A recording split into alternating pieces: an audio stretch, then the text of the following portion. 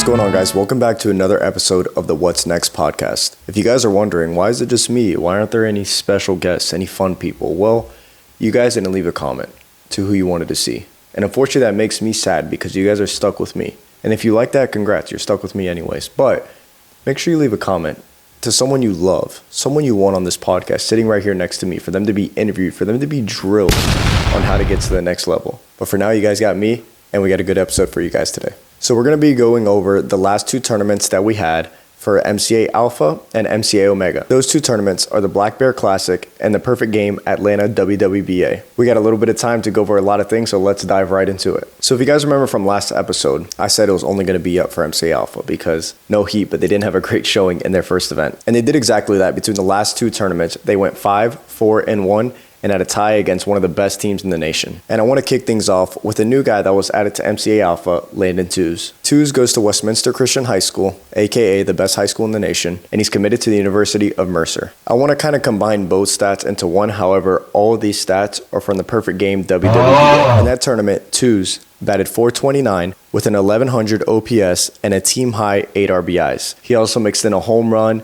double, and drove in nearly 45% of the team's RBIs. The thing that impresses me about Tews is his approach and his bat-to-ball skills. So Landon is a very aggressive hitter, but that doesn't work against him because he's able to hammer both fastballs and breaking balls early in the count. The home run that he hit was an absolute nuke, and it was on a hanging curveball.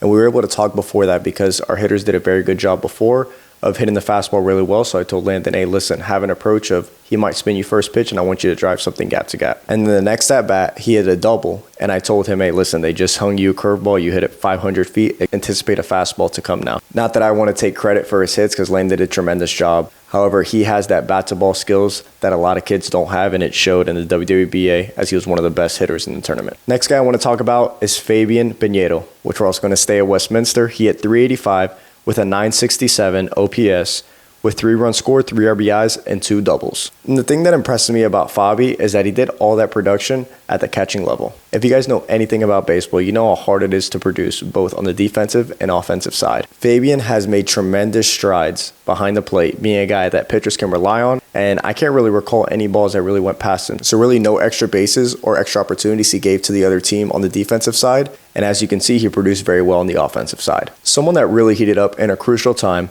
was Ari Hernandez. In this past tournament, he hit .400 with a 538 on base percentage, 938 OPS, and he had 4 stolen bases, which was the most between both MCA Alpha and MCA Omega. If you guys know the term spark plug, that's exactly what Ari is. When Ari's able to turn his game on, it makes everybody around him better. And I feel bad for Ari because he produced well, but he did break a really good bat in the Delano bat, which was a big sacrifice. So, I feel bad for him. Rest in peace, Ari's Delano bat, because they treated him really well. However, he got a new bat in between the game that he broke it, and he ended up getting a new one and got another base knock. So it wasn't a bat. He's been producing at a very high level, and he's a guy that, we really rely on for MCA Alpha, and he's going to continue to make strides. And to be honest, that's a guy that is going to make any college happy because his baseball IQ, coming from a baseball background, is immensely better than a lot of other players. Now let's talk about Keniel Nieves from the island of Puerto Rico. So Keniel hit .375 with a 583 on base percentage, 958 OPS with 3 walks and 3 stolen bases. So sometimes I have an issue calling these guys hybrid because he gets on the mound, but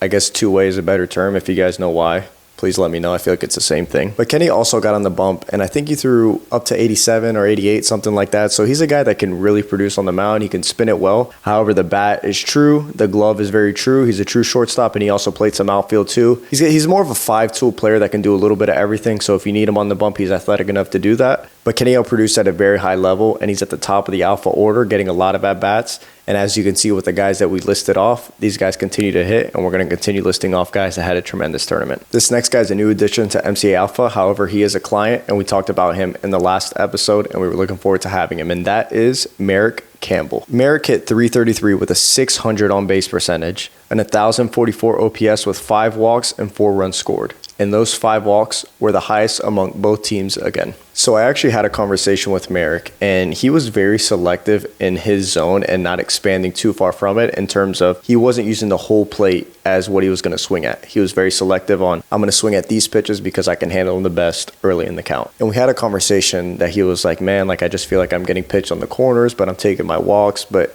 everyone at this age wants to get hits. However, Merrick was like, you know what, I'm going to take my walks. And he took his walks, and whenever the opportunity came to where they saw he was walking a lot, pitchers start to fill the zone up a little more, and he's a guy that does damage on pitches in the zone. On top of all of that, Merrick has been playing center field for MCA Alpha, covering a lot of ground. And the funny thing is, a lot of guys compare him to PCA, P. Crow Armstrong, because of his drip, because of how he plays the game. And I think that's a pretty good compliment, because if you look up P. Crow Armstrong, he's doing a pretty good job. And I'm pretty sure he's a starter in the All-Star game. So that's a good comp for you, Merrick. Last few guys on the offensive end I want to highlight is Jake Semple, who had a .467 on-base percentage with a .922 OPS, 2 walks, 2 doubles, and 2 RBIs. Semple has been a staple in the lineup for MCA Alpha. He's been hitting 4-hole, collecting a lot of the RBIs, and putting together great at-bats. Similar to Merrick, he doesn't expand from his zone much, and he's a taller frame that's able to do damage in his zone. I won't even say when he expands, good things don't happen, because he doesn't expand much. He's a very disciplined hitter, and moving from Michigan to Miami, the strides that he's had have been impressive. Jake plays a very good first base. He's a guy that's a tall frame, comes from an athletic background, and I think any college would be happy, and he's already caught the attention of a lot of them. So if you haven't yet, make sure you jump on him quick, because that's a guy that's going to be off the board, I think, pretty soon. Another guy I want to talk about is a 2028 and Alex AJ Lopez. AJ hit .333 with a .429 on-base percentage, 1 walk, and 2 stolen bases. AJ is a true two-way prospect, and I'm going to talk a little bit more about him in the end, because he also did a phenomenal job pitching, but obviously he can produce at the plate too. This guy's going to be fun to talk about, because it's another 2028, and his name is Ethan Ribot. So the first time we got to see Ethan catch in game was at the WWBA, and we were pleasantly surprised. And the thing that stood out to our MCA coaching staff that a lot of other people don't see that are outside of the baseball world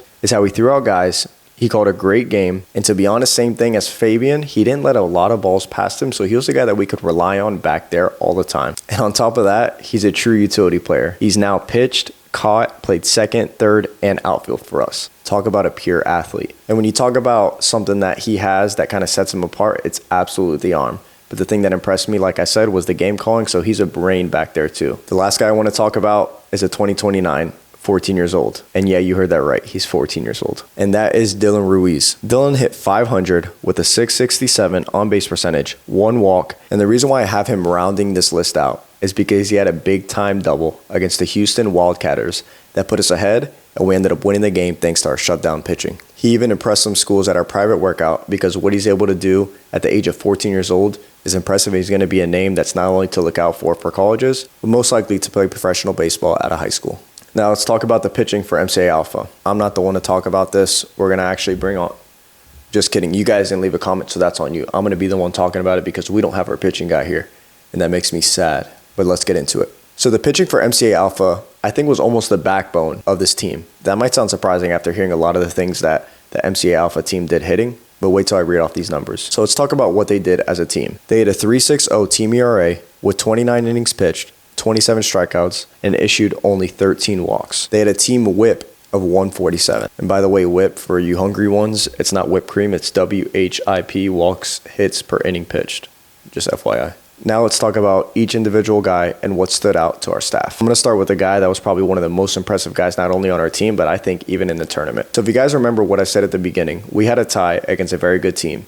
And that team was the Palmetto Blacksmiths. If you don't know about them, they just won the Black Bear Classic, which is one of the best tournaments in the nation. And don't fact check me on this, but I'm almost positive going into this game they were also undefeated. But let's talk about our guy, Manny Loud. He had a 1.24 ERA, 5.2 innings pitched, 4 strikeouts, and allowed only 1 earned run. So he pitched in relief against the Palmetto Blacksmiths. The bulk of the innings came from this game. His feel on the mound was something that was so impressive, because he mixed up timings not only with his leg kick and slide step, but with his pitch ability too. He was pounding the strike zone, and that's where I kind of understand the old school saying of, hey, just throw strikes, hitters will get himself out. It's true, but the thing is, Manny dominated these guys, and they didn't just get themselves out. Sometimes it even looked like they were overmatched because of the way he was manipulating his pitches. Like I said, that team is one of the best offensive teams in the nation this summer, and Manny was able to shut them down to, I think, only 1 earned run throughout those 5 innings that he pitched. Next thing I want to talk about is AJ Lopez, who I mentioned earlier as a hitter. So he had 6 innings pitched, a team-high 8 strikeouts, and allowed only 1 walk. Similar to Manny, AJ does a great job holding the run game down, and if you're a pitcher, you know that the biggest thing with pitching is to disrupt the hitter's timing. That's something that AJ does really well, and he's able to command both a curveball and a slider super well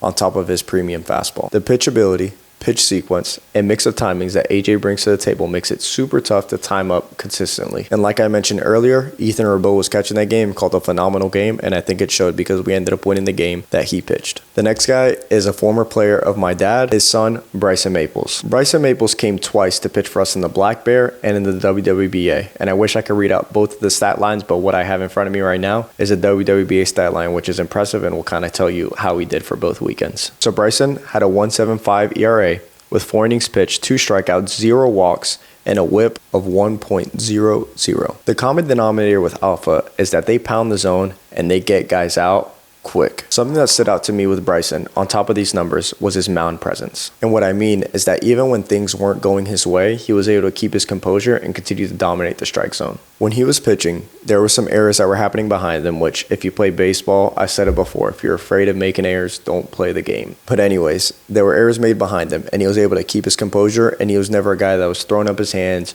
or making faces after things weren't going his way, which you see very often in today's game. He got the ball, went right back on the mound, and proceeded to get quick outs. That stuff, as a coach and as an outsider, is probably one of the most impressive things that a lot of people overlook, because that creates confidence to go dominate the next guy no matter the result that just happened. Whether it was your fault or another person's fault, you got to do your job and continue doing it at a very high level. The last guy I want to talk about is Sam Bolska, who's the workhorse of this Alpha team. For this past tournament, Sam pitched 7.1 innings, which was the most on the team, and notched 7 strikeouts. A strikeout per inning is phenomenal for a pitcher, but Sam induces a lot of weak contact, and he pounds his zone very well, and he gets ahead early on guys. He's someone that a defense loves to play behind because, like a lot of these guys, they don't walk a lot of guys, they have a lot of action pitches, and on top of that, he's a guy that we can continue to roll out inning after inning, because say one didn't go his way, he's going to make that adjustment right away. And that's something that impressed me a lot about Sam, and the reps that he's had this summer have showed his confidence and how he's comfortable on the mound, even when the pressure is at its highest. The last guys I want to talk about are some guys that are out of the bullpen that I think also did a phenomenal job on the mound. One of those guys is Yasiel Cabrera, who had 2 scoreless innings and allowed only 2 hits. That was in the same game against the Houston Wildcatters, where Dylan Ruiz hit that double and Yassi shut the door. Kenyon Nieves, who had 1 inning pitched,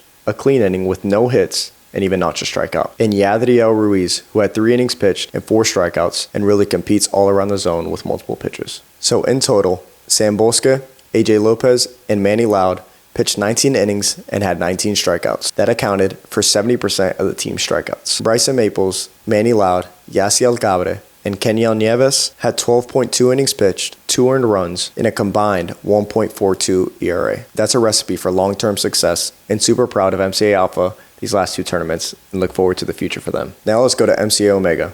And with this, we're going to go ahead and just skip over the Black Bear Classic. It didn't go too hot for them. And we're going to go into the Atlanta WWBA, where they did a very good job, and especially on the offensive side. So let's talk about what MCA Omega did collectively as an offense. Get ready for this one, fellas. So as a team, they hit .381 with a .512 on-base percentage and a .567 slugging, which if you do the math, that's just under an 1100 OPS. In 97 at-bats, they had 40 hits with 37 runs scored, 9 doubles, 3 home runs, 34 RBIs, 22 walks, and 21 strikeouts. If you guys know a little bit about ball, you know that a 1-to-1 ratio on your walk to strikeout is hard to do. And as a team, it's nearly impossible. So very impressive stuff out of Omega and one of the best tournaments in the nation. The first guy I want to highlight is someone who had a tremendous last 2 tournaments. And that guy is Brennan Bailey, who hit .750, went 6 for 8 with a 1250 OPS, a home run, and 4 runs scored, with 5 RBIs. Me and Brennan had a great conversation at the workout at Erskine, which shout out to Erskine on a side note because they did a phenomenal job of hosting our guys,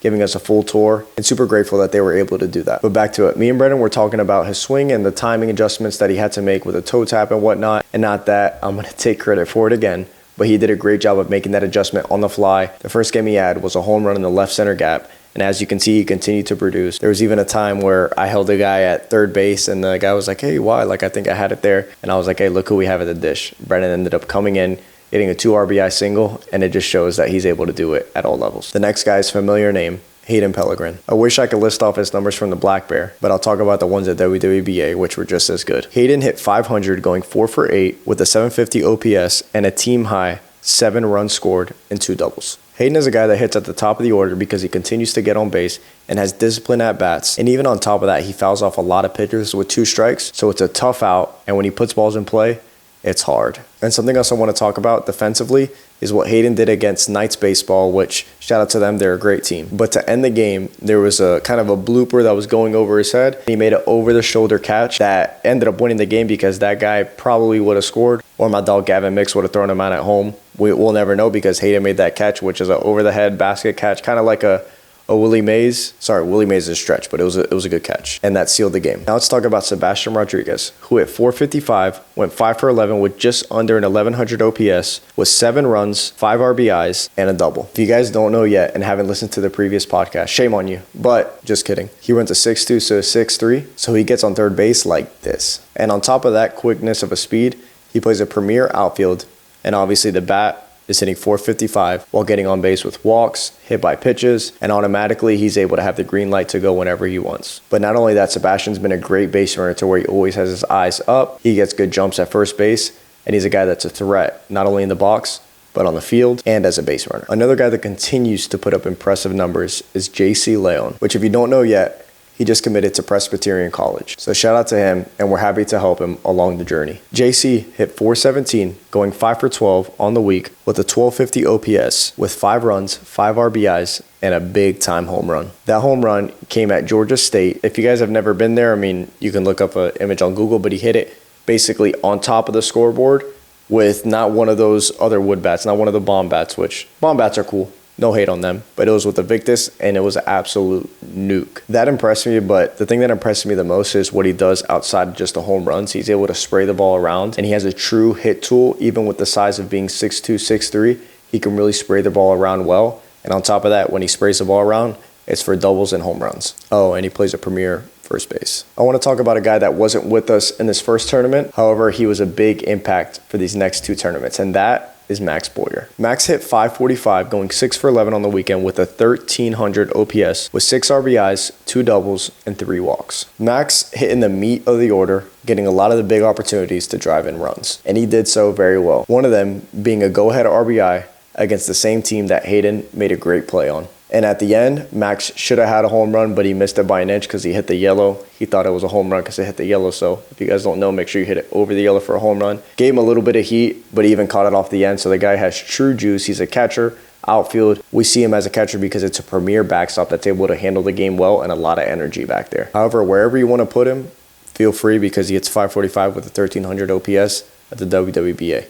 Not bad. The next guy is Gabe Ortiz, who hit .429, going 3 for 7 with 3 RBIs and just over an 1,000 OPS. One of the biggest highlights I have for Gabe, on top of what he did on the mound, was one big at-bat that he had with bases loaded, where the 2 guys in front of him struck out. He got on, I think he swung through the first pitch, made the adjustment, and hit a backside bases clearing double that ended up shifting the momentum big time for our team. Gabe has made tremendous strides with how he is as a hitter purely because of his approach. The more at-bats Gabe had, the more he was able to adjust, the more comfortable he got, and now he's driving in runs at a very high level. Let's talk about Gavin Mix, who really made big strides from the beginning of the tournament to the end. And what I mean by that is the Oppo home run he had at Marietta High School. He had a home run at Marietta High School that sounded like a gunshot. It actually had the Marietta police coming in hot because they thought it was a gunshot. Just kidding, but it was actually a very good hit. Now, but shout out to Gavin. Did a great job this week. The next guy is Henry Ikanami out of Galesburg, Illinois. So Henry had 4 RBIs with one of the best hitting approaches on the team, 3 walks and only 1 strikeout. And what I mean by one of the best approaches on the team is that when he was early on a pitch, almost immediately the next pitch, he was late and then he made the adjustment,